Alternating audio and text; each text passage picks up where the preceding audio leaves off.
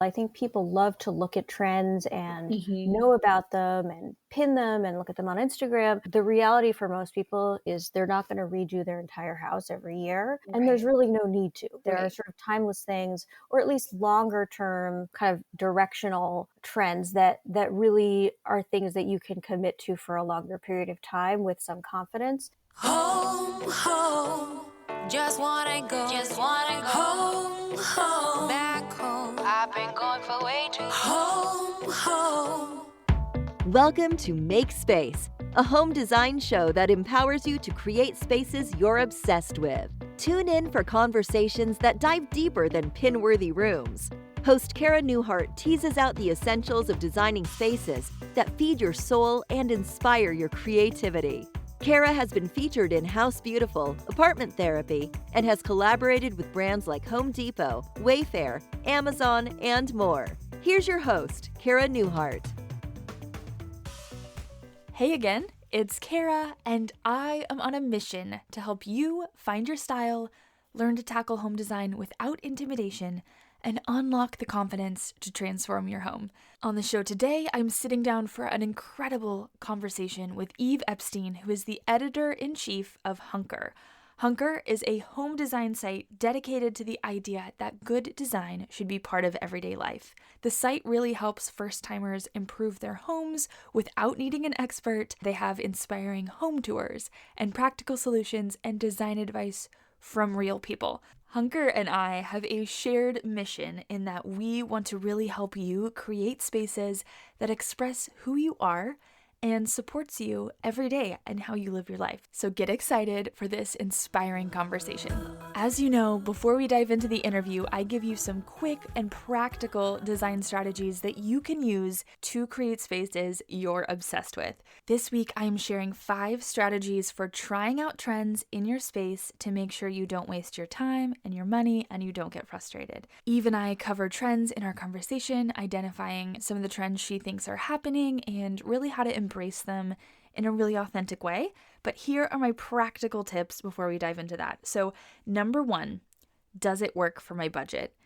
This is a really tough one if you're like me and you go to Target and they have that little styled beautiful section that's like the Studio McGee section or the Magnolia Home section, and everything's on trend, everything is beautiful and cohesive, and you just want some of that in your life. Really taking the time to create a budget kind of gives you space to play, and it gives you a framework where you're not just making decisions on the fly and totally regretting them later.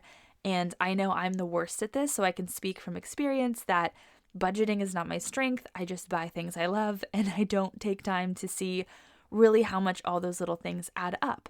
So when you're thinking about rocking a trend, there are more inexpensive ways to do it, whether that's thrifted pieces, DIYing something, or rocking the trend in a small way. For example, a pattern in a small accent piece versus on the entire wall. And then there's ways to rock it as an investment, where if you really know it's something you're going to love for a long term, you can kind of spend more money and invest in it and try it out in a way where you're kind of committing to it. So set that budget and see if the trend fits within what you've set for yourself. Number 2, does it shine solo? So the best example of this is this TikTok I saw where this guy was showing you how to shop in a really, really smart way, where you go to that styled section of Target or you go to the area in the store where things are kind of a collection, right? They're like all coordinated and beautiful, and you take something out and you go set it on a random aisle shelf and look at it there, where the things around it are like totally not matching in any way. Like it could be, you put it in the plastic bin aisle and it's like really isolated. But doing that kind of takes away the power of styling to kind of sell you on a trend. And it really helps isolate that item and help you know if you love the item for what it is versus if you just love the vibe of the item when it's styled with other pieces that create a really cohesive mood. So this has been game-changing for me, taking a second while I'm shopping to just pull the item away from its friends and see if I like it just by itself, it really helps me pull it out of context and kind of think about how it's going to work with my existing decor in my space. Are there shared elements like colors and textures and shapes that are going to work in my space versus it just working on a shelf all styled up in a cohesive way?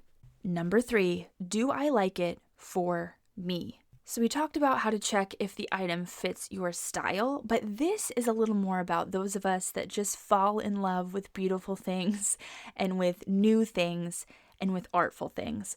So this tip is all about recognizing that there is a difference between appreciating something gorgeous and appreciating something because it really is for you and it really kind of expresses what you want to express in your house. So this is kind of a lame analogy, but I'm thinking of like, the athlete that maybe some of us dated in high school who was gorgeous and good on paper and everybody was after, but maybe just wasn't our soulmate. He was beautiful, he had it all going on, everybody wanted him, but he just wasn't for us. And it's nothing personal. It's not saying, when it comes to trends that the trend is ugly or bad or not worthy. It's just saying that is amazing, but it's not for me. And so I think when we can do that, that's how you really evolve as a designer, being able to respect design and art and pieces that are beautiful in their own right, but they just aren't part of your cohesive vision for your space.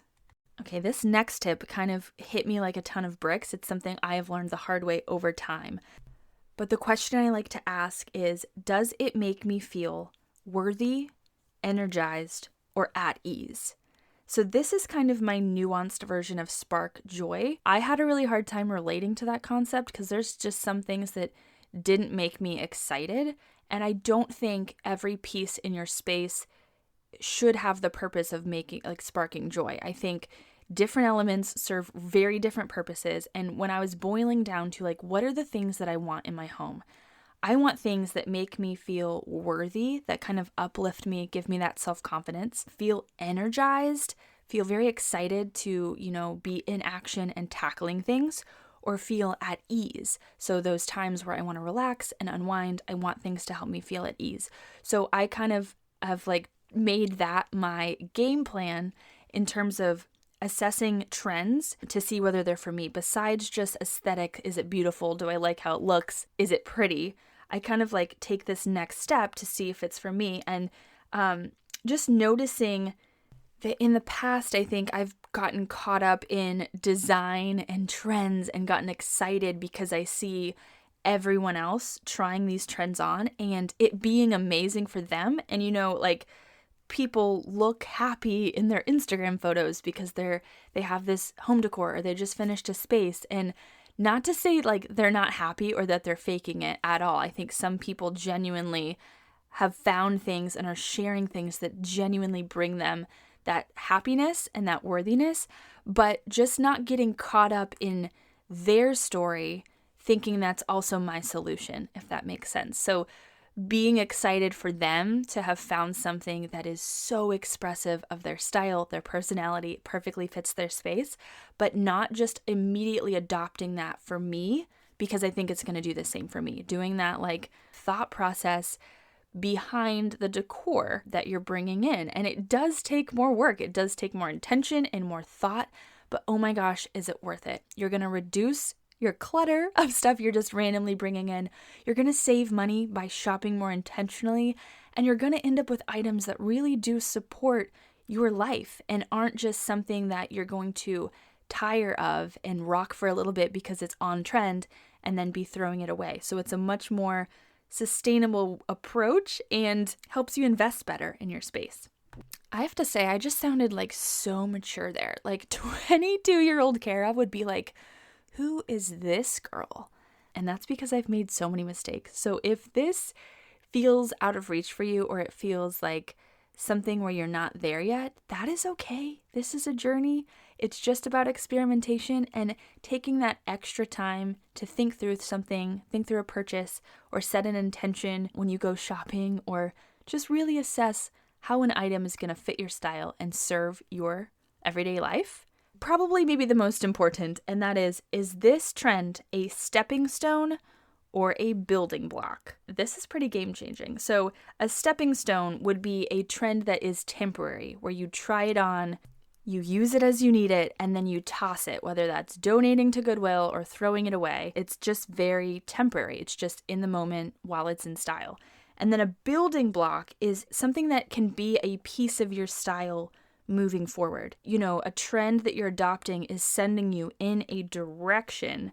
It's something that you can build on. It's something that you can have for a long time and change up by adding more elements and changing different things around it. So it is a way to kind of build that personal style over time by choosing a trend that feels like you, that is going to outlast the, annual like 2021 trends. It's longer than that in its cycle. So stepping stone or building block is a really good place to start. Even if you are like not good at budgeting, you're not good at like feeling out if things are cohesive, you don't even really know what makes you happy, just kind of taking the second to be like, is this temporary and expendable, or is this something that I can see being with me for a while? So those are my super good strategies for trying on trends in your space. I hope these were helpful, and I hope they help you think through how to take on all those amazing Instagram trends you see, choose what's for you, and sift through all the inspo, because we are overwhelmed with amazing, amazing options and amazing trends. And when you can sift through that and find what's for you, that's where the magic happens. So let's dive into this interview with Eve. She has even more to say about trends, as well as just some really good insight on the design space and a little bit about Hunker. That's kind of exciting, some stuff they have coming up that she's announcing. So let's dive in. So today I have Eve, who is the editor-in-chief of the top home design site, Hunker, with me. Welcome, Eve. Hi, so nice to be here. Thank you for having me. Oh, so happy to have you. So I know that so many of my listeners are already a huge fan of Hunker, but for some of the newbies, can you share a little bit about Hunker and the mission kind of that you are on in terms of helping people improve their homes? Yes, of course, of course. So we really launched Hunker with this idea. Obviously, there are some amazing, hugely successful digital publishers in the home and design space. So we certainly weren't the first to the party, but we had this idea that we could create something really beautiful, really premium in terms of the content we were producing, but that was really for everybody and that would help inspire, support, and sort of educate people to become their own personal sort of interiors expert and create spaces that were really sort of an expression of who they are, what's important to them, and that also really served a purpose, the purposes in their lives that were most important. And as time has gone on, particularly in the past year, those things have changed and grown and broadened to include everything from homeschooling to working from home and wellness at home. And we certainly have a very defined aesthetic when it comes to sort of the type of design that we love, but we also do strive to educate people about all kinds of design, certainly all kinds of modern design. And our approach is just very straightforward. It's definitely it's a LA based brand, and we actually take pride in that because there's so much great design that had its origin in this part of the world. We really look to embrace that and make it a core part of who we are and our aesthetic. I think that's really beautiful, and that's kind of one of the things that initially drew me as I'm like searching around on Pinterest and finding an article. The aesthetic obviously pulls you, but then that depth of like really exploring how our spaces should serve us and what we can do that's not just gorgeous, but also like supports our day-to-day life. I know that's a mission for me as I teach everyday women how to DIY and kind of create their space aesthetically and functionally. So I think that's really beautiful and really important, obviously increasingly important with the year that we've had. Yes. But I love that so much. Well, thank you. Yeah, I mean, it's definitely a work in progress. And, the reality is that I myself am not an interiors expert. I'm very interested in design and have been, for my whole life. But, the approach for me was, I'm learning as we do this too. And Right. the curiosity that we bring to it is something that we look to kind of mirror in our audience. And like you, we are huge fans of DIY because it is one of the great ways to achieve kind of beautiful, kind of bespoke results without having to spend a lot of money in most cases. And that's really something that we try to bring to people on a number of fronts, ways to achieve a beautiful space that don't cost $1 million. Absolutely. So as you're kind of like heading up the team and you're curating tips and inspo, can you kind of speak to how you navigate trends and balance kind of that what's new and popular with some of the more traditional time-honored design choices and how you kind of curate that? Sure, sure. As all good digital brands do, we create lots of different kinds of content for different people, and sometimes the same people, but in different frames of mind or at different need states. So for us, obviously, we do have kind of one whole channel, one whole sort of strategy around just covering trends, making sure that we understand them, that we're speaking to them, and that we're helping people achieve them with a certain amount of editorial judgment, right? If there's a trend that Right. we just universally don't like, we might not cover it quite as exhaustively. But I think our goal is always to help people achieve those things in ways that we think are the most interesting and most workable. Yeah. So that's something we do track, and our audience loves trends. So especially things like color trends are things that are just perennial favorites for our audience, and we make sure to bring them that content and give them as many reference points for those things as they're looking for. But we also do create a lot of content that is really designed to be more broadly educational for people and to give them kind of a basis for knowledge that can then be the sort of context for which the sort of trends come and go. And those are things like real background stories on things like mid-century modern design, or industrial design, or Bauhaus, or some of the more kind of classic sort of educational pieces around design movements and longer trends to help them, to give them that context. I love that. Specifically, the part that caught my eye or ear was the education in like long-term trends versus like annual trends. I think when the everyday person is thinking of a trend, they're thinking like 2021 home decor Yep. trends, but to really tell that story of like how design has shifted through time and kind of the story that's being told in different aesthetics or different design styles, that's really fascinating because I think that's what really sticks as you're developing your own design style, to have something that you can build off throughout your lifetime as you enter different stages of your life, and you're not just like swapping out every year like, oh, what do I need this year, like a checklist of trends. So that's Exactly. beautiful. Yeah, and I think that's important because the reality is, well, I think people love to look at trends and Hmm. know about them and pin them and look at them on Instagram. The reality for most people, to your point, is they're not going to redo their entire house every year. And there's Right. really no need to, right? There are Right. sort of timeless things, or at least longer term kind of directional trends that really are things that you can commit to for a longer period of time with some confidence. And of course, there's also just always checking in with yourself, right? Like Right. understanding the difference between like, oh, like I totally do find like the cottagecore thing cute, but I probably wouldn't do it in my house because it's not something I Mm, would have sort of, I could see having kind of a long-term affection for. Those are the right. types of choices we're hoping to help people make. Yeah, that's really helpful. I feel like it's such a tough space to navigate as we're increasingly in a pool of inspo, which is beautiful that we have so many places to turn to find inspiration, but it also can be so overwhelming because how do we cut through that and find, the stuff that really is us and is our Yep. story? So, yeah, for sure. Is there anything in terms of like getting specific, any details you're loving or trends that you're kind of seeing or you're focusing on with Hunker over the next year?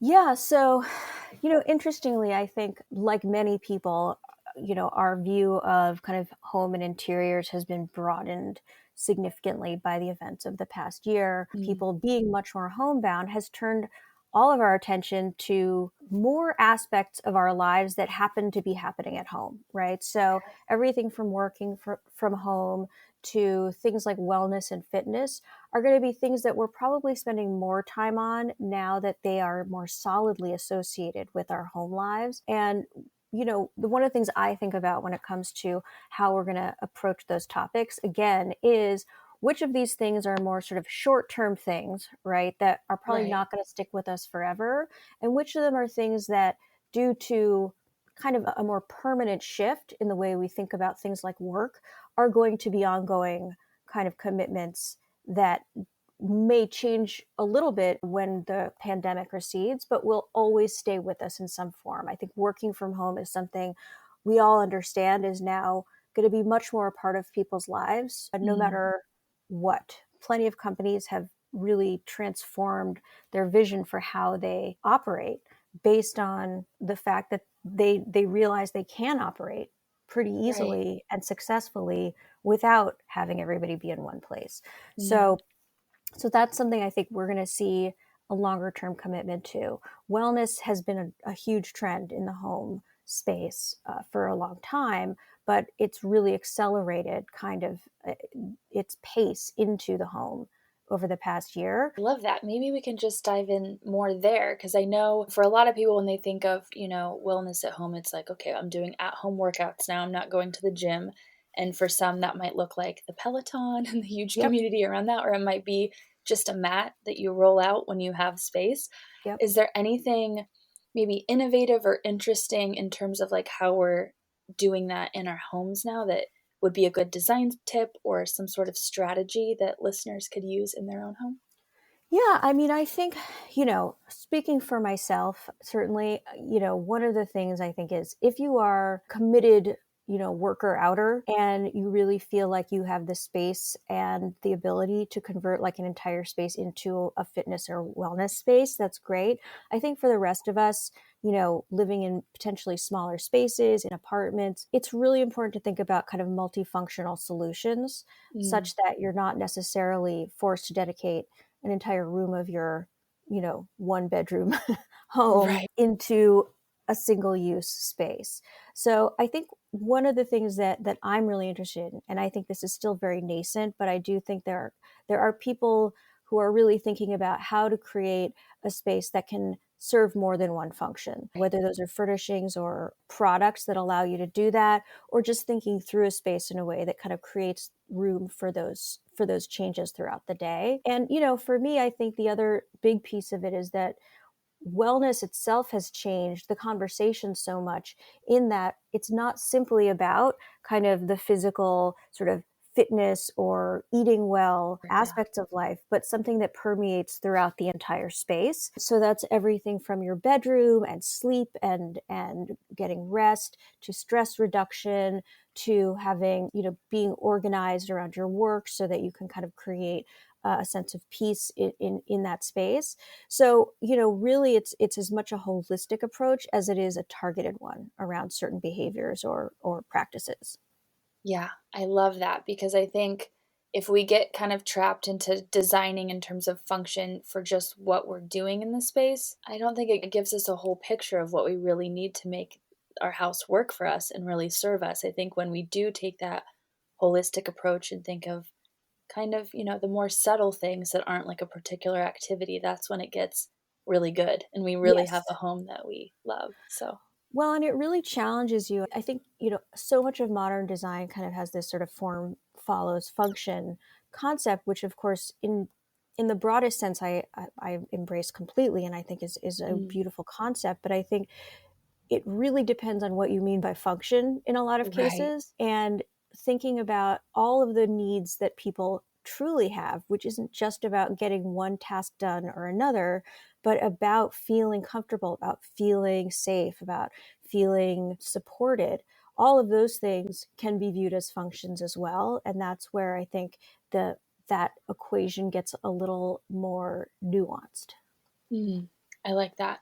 So maybe diving into some like design strategy for the everyday girl. I think a lot of the listeners and women that I'm working with are, they've lived in their homes throughout this past year and really realized what they don't like having to be Yep. spending so much more time at home. I think it's taught us so much about what we need to change. But in terms of changing it, I think for the everyday person that might not have, a background in design or really know where to start, we're maybe just going to Pinterest, they're pinning Yep. inspo images, and then they're thinking, okay, how can I get my space to look like this? Is there some sort of like, is there a better strategy or a more nuanced approach that you'd recommend in terms of like thinking through your own house and kind of like a high level like start to finish, what should that process look like in terms of what we're considering at each step?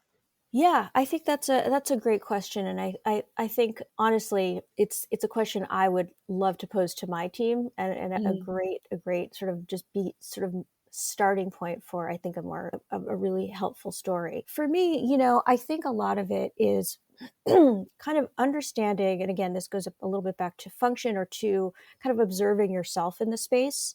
One of the things that I did recently was kind of redo my bedroom, and the reason I did that was that I spend a lot more time in my bedroom now. My bedroom Right. basically is my office. And one of the things, it's interesting because I wouldn't necessarily say I'm a maximalist, but one of the things I really learned about myself and my space in that process was just through observing the fact that like my sight line right now was actually a very empty view from where I Mm. was sitting. I thought of my bedroom as very designed with lots of things in it, but what I realized was that it actually was a little under designed. And while you can certainly go off the rails with something like that and overdo it and overspend, I think it was more about moving things into a position that allowed me to really enjoy the things in my space more, if that makes sense. So less about shopping, although I did do some shopping, and more about really understanding how you actually position yourself in a space on a daily basis. I think one of the things that inspiration photos can sometimes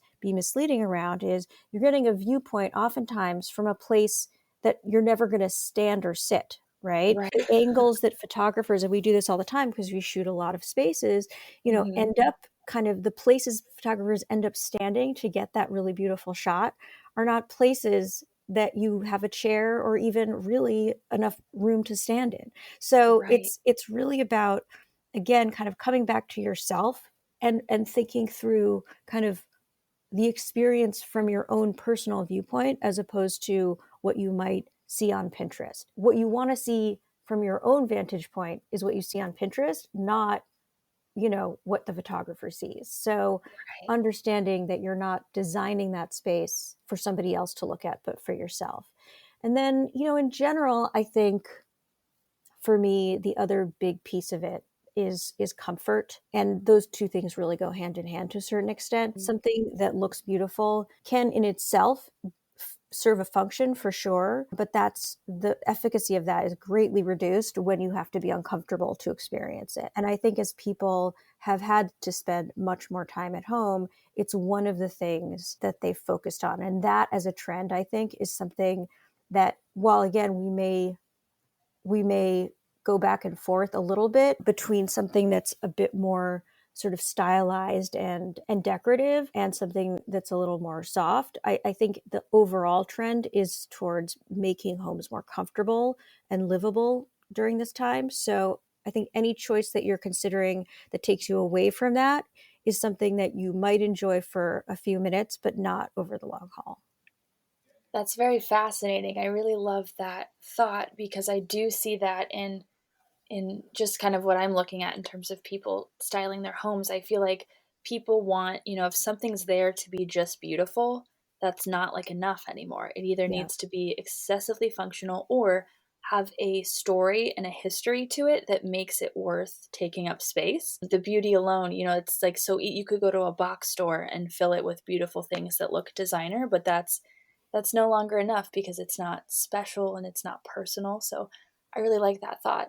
And then I really love what you said about reframing your space, from the lens to like through your eyes because you're the one living there. Like style the space for you to look at, not for an inspo photo. Having shot interiors, I can totally resonate with you getting into weird areas to get the photo. Like when I shot my bedroom, I'm like lurking in a corner behind a plant in this weird position because it was the perfect shot, but it's exactly. certainly never somewhere I would find myself aside from taking a photo. So that's so true. Yeah, and obviously, we so much of what we do nowadays is we do have that other piece of it in mind. We aim to create things in our homes and in our lives that will serve as inspo for other people, by sharing Mhm. things on Instagram. So of course we understand that they are styling their spaces also in many cases to upload them and tag us so that we'll share their photos, right? So there Right, is a kind right. of circular kind of economy of imagery that we're a part of, that we recognize and understand that people take joy in doing that. So there's a balance. There is something really wonderful about styling a little vignette that just looks beautiful. That can be a source of pleasure and fun in and of itself, and pride. Right. We certainly don't frown on that either.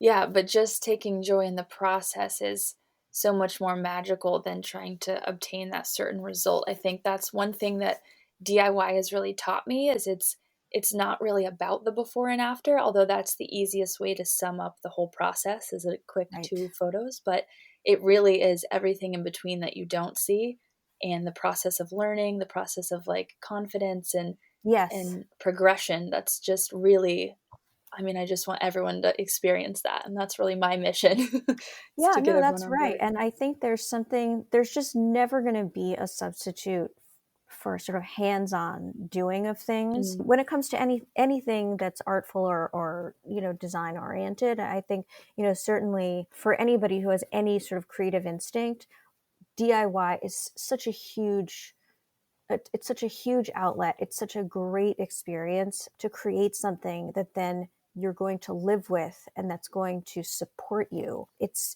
just a magical thing. it really is. And DIY is fun because it's kind of endless. I feel like there's so many projects to choose from. But at Hunker, you guys really produce amazing tutorials through video. And I know that you have a new upcoming series in the second quarter of 2021. Do you want to Yes. speak to what that's going to look like so we can get Yeah. so excited?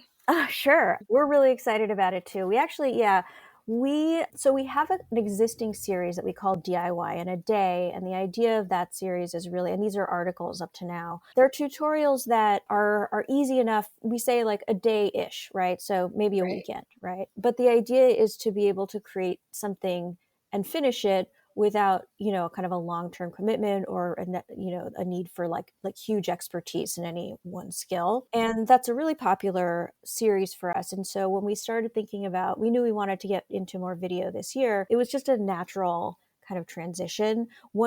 Another reason for that being that the person we work primarily with on the DIY content is somebody who actually used to be a part of our team, but who ended up moving away a few years ago. But she still Hmm. produces the DIYs for us and is just as much a part of our family as anybody who's technically on staff. And she also is just a genius with photography, with video, with editing, so she can really do the whole soup to nuts thing. And so we're really excited about it. We're launching it as a sort of 12-part series that will be released weekly on multiple platforms. So we are producing it primarily for Instagram, for IGTV. We love that medium, and it's just proven to be a big hit with our Mm, audience so far. But will also appear on other platforms like YouTube and Facebook. So we're really looking at it as kind of a multi-channel kind of entree into that medium. that's so exciting. So, what does the range of projects look like? Is it mostly like decor, flipping furniture, or like full space design? Kind of a Yeah, touch. great question. So we're focused on, at least in the beginning, on smaller projects that are more, they may be functional, but they are decorative and typically on a smaller scale. We kind of want to bring people in with the simpler tutorials, but they Mm, can be everything from, definitely I'd say a focus is kind of achieving a look or trend that we think is really beautiful at a lower cost by doing it yourself. So, and it's obviously that's a fairly popular kind of a thread in the DIY world. So, oh, you saw this table at Anthropology and it costs $1 billion, and we're going to show you mhm. how to make it out of like a cardboard box and two dowels or whatever. So, Right, right. you know kind of along those lines, trying to think of some fun, kind of easy but ingenious ways to achieve a look that is finished and polished. And for us, our focus aesthetically is largely very kind of like, it's modern, clean design, but with sort of spots of fun and color throughout. And that's really what we find our audience loves the most. That's so exciting. I cannot wait to see all the projects. Oh, thank you. Well, yeah, we will definitely let you know when that launches. Perfect. Yeah. I guess the next questions I kind of want to ask is maybe more specific design tips. And if you were going into a space and you wanted to give it kind of that room refresh on a budget, what is your like go-to edit or add to a space to kind of transform it for very low cost? Yeah, so this is not going to come as a surprise to anybody, but I will say plants make a big difference. And while they aren't always cheap, you can certainly find options that are. One of the things I recently did in my bedroom, or I should say my boyfriend was actually kind of the leader in this particular case, was bringing in a lot more plants, and it didn't cost us a lot and we were able to kind of mitigate some of that cost by repurposing, spray painting, or otherwise redoing the planters we already had. And so greenery to me is just, and that's one of those things, yes, it's a trend. It's just not going anywhere ever, because Right. as people have just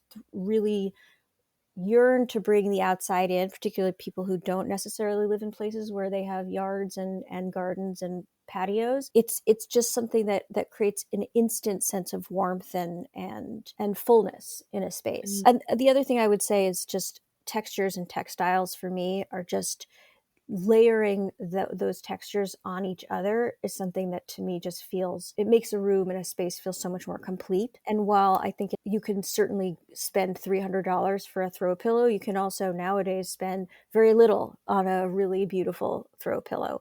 It might not last right. forever, but it's definitely a way to kind of easily achieve just that sense of layering and depth to a space that I think, again, your space can probably tolerate more of it than you think. Sure, absolutely. I love that tip because I think when people think transforming a space, they think big, like we're going to have to paint a wall or Yep. accent wall or light fixture, but really focusing on those details and texture. I think texture is probably my favorite thing ever. Like Yeah. if I could pick one design element, it would be mixing textures. But yeah, that's really good advice. I have to ask the controversial question. How do you Yes. feel about fake plants?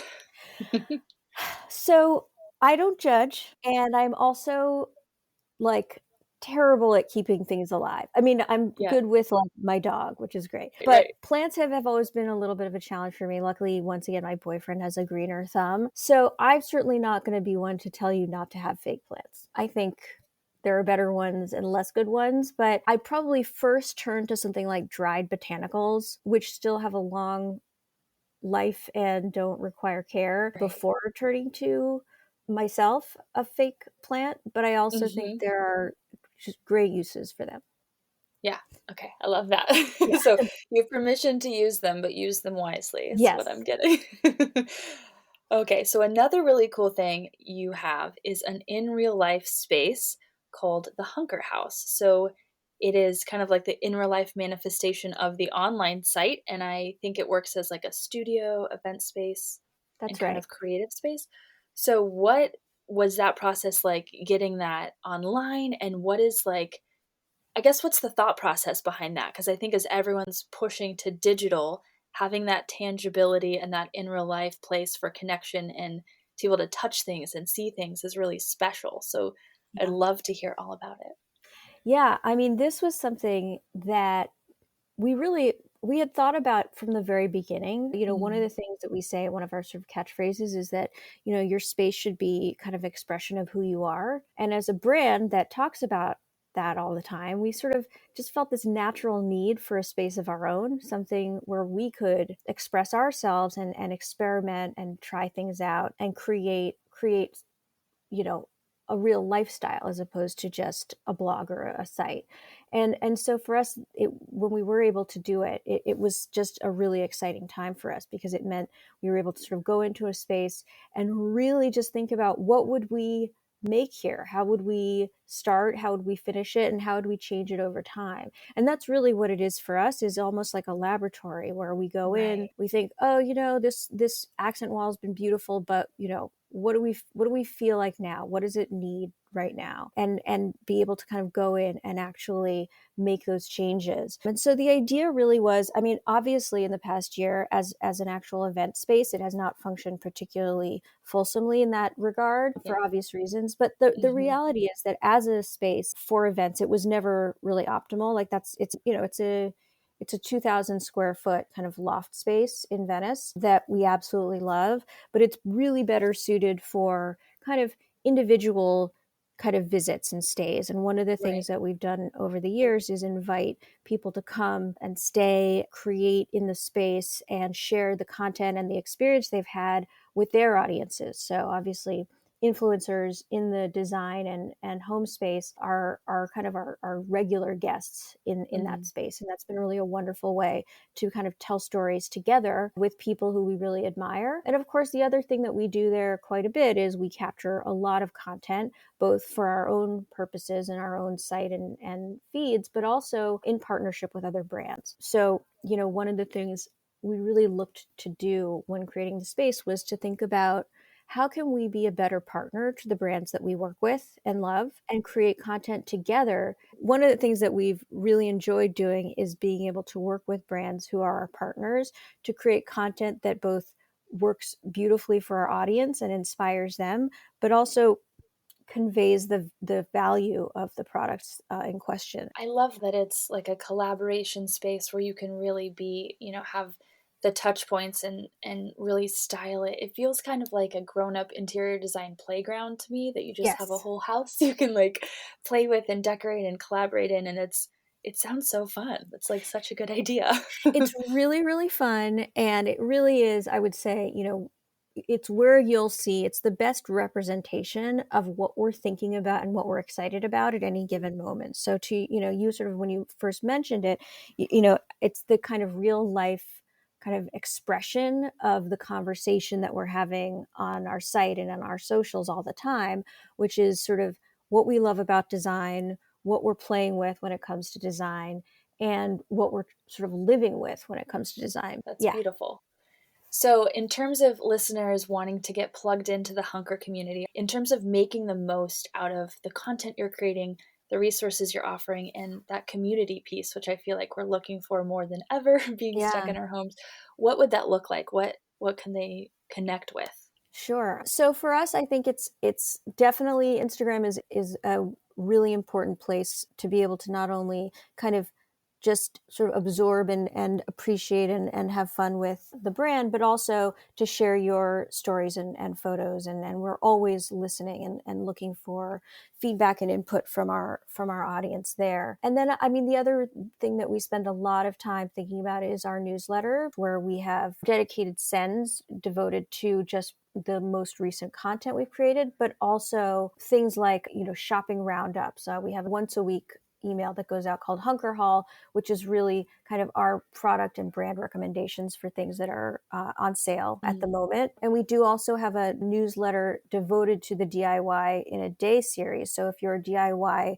enthusiast, you definitely want to sign up because you're going to get all the latest tutorials. And as we roll out the video, we'll also be promoting that. So you'll be able to get a first look at all of the projects that we're creating at Hunker. That's so cool. Well, thank you so much for your time. I feel like this is jam-packed with so much good advice. That's like lifetime design strategy advice. So I'm Well, so thank excited to be you. able to share this. Yeah, no, it's such a pleasure. I really appreciate the conversation and appreciate what you do and have learned so much from you as well from this podcast. So it's a real honor to be here. Oh, you're too kind. I'm so grateful to have you. Thank you. #obsessed. What I am obsessed with this week is gold leaf rub and buff. So if you are new to the rub and buff game, basically it is a tiny tube of paint, but it's made of oils and it's a lot thicker, and you just rub it onto things versus painting. It comes in a really small tube that rolls up like a toothpaste tube.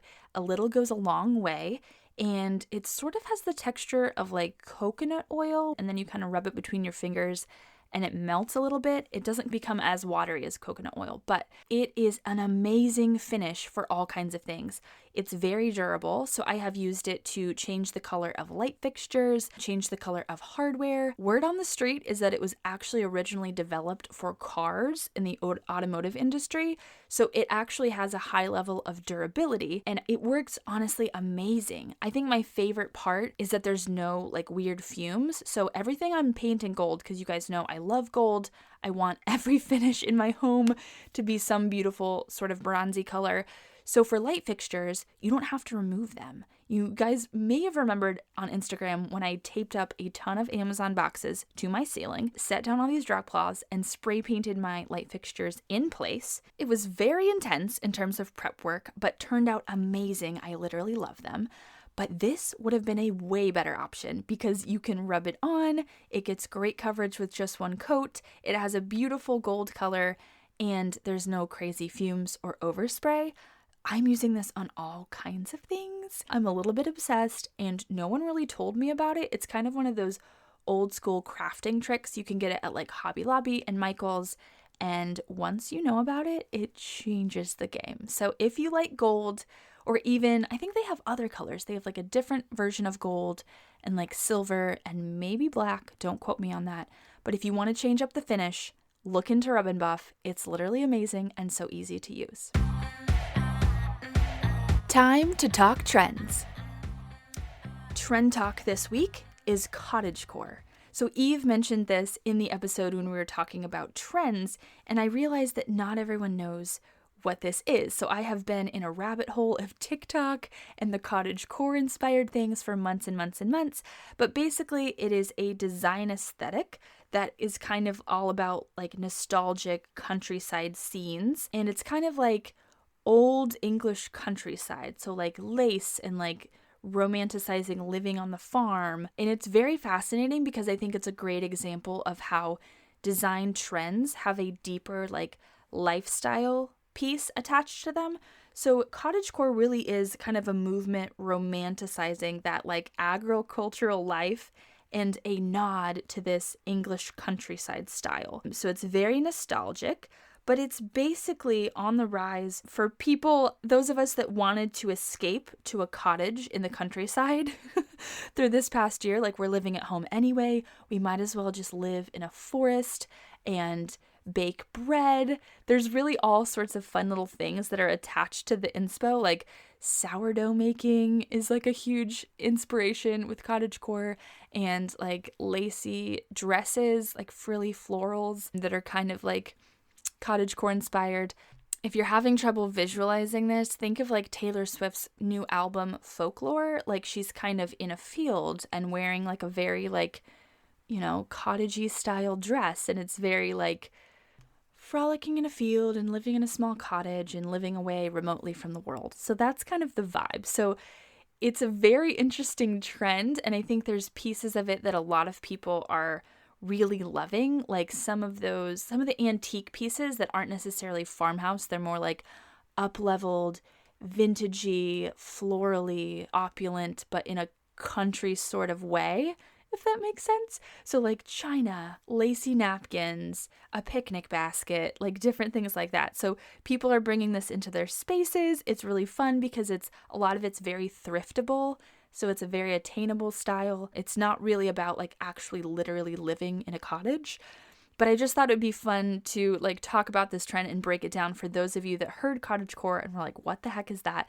There's a whole like subculture on Instagram and mostly TikTok. TikTok is huge if you search cottagecore. So yeah, if you haven't explored this, it's interesting, even just as an exercise to be like, that is beautiful and that is cool, but it's not for me. And then if it is for you, you're welcome. I just helped you define your style. So let me know what you think. I would love to hear your feedback on cottagecore.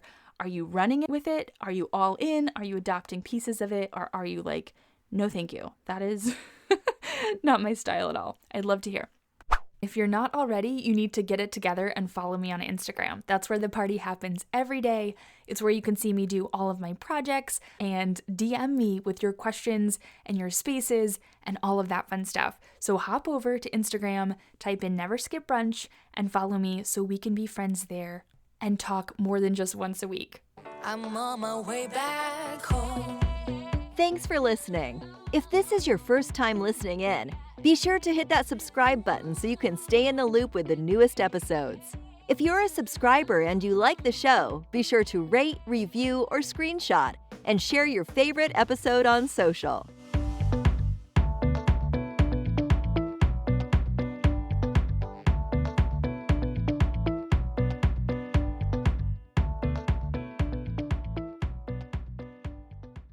You're listening to this podcast, so I know you've got a curious mind. Here's a helpful fact you may not know yet. Drivers who switch and save with Progressive save over $900 on average. Pop over to progressive.com, answer some questions, and you'll get a quick quote with discounts that are easy to come by. In fact, 99% of their auto customers earn at least one discount. Visit progressive.com and see if you can enjoy a little cash back. Progressive Casualty Insurance Company and Affiliates. National average 12-month savings of $946 by new customers surveyed who saved with Progressive between June 2024 and May 2025. Potential savings will vary.